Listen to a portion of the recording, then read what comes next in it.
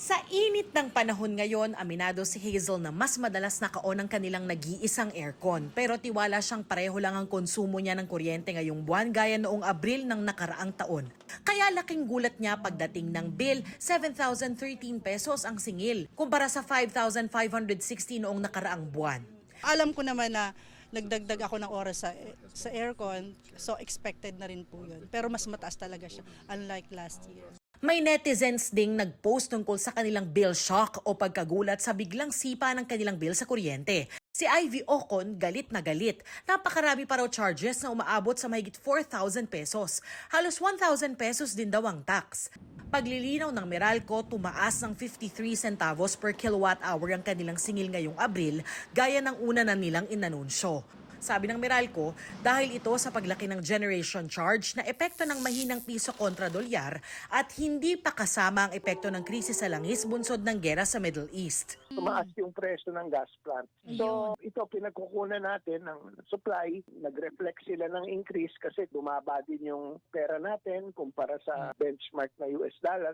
Natural din daw na tumaas ang bill tuwing tag-init dahil lumalakas din ang konsumo sa kuryente. Paliwanag ng Meralco, 55% ng bayarin sa kuryente ay generation charge o presyo ng kuryente na binibili nila sa power producers.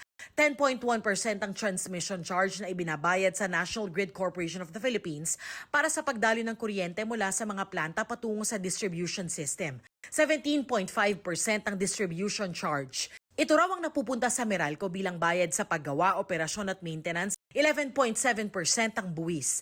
5.7% naman ang iba pang singil. Paglilinaw din ng Meralco, gobyerno ang nagtatakda at kumukuha ng pass-through charges at subsidies para sa senior citizens at 4-piece beneficiaries. Ang lifeline rate ay ang subsidiya na binibigay sa mga 4-piece yung qualified. Ayon sa Republic Act 11552 o yung expanded lifeline rate law, equivalent ito sa 1 centavo per kilowatt hour. Wala pang pagtaya kung magkakaroon ng pagbabago sa singil para sa Mayo, pero inaasahang makaaapekto ang karagdagang 23 centavos refund para sa residential customers, pati pagbabago sa babayarang buwis.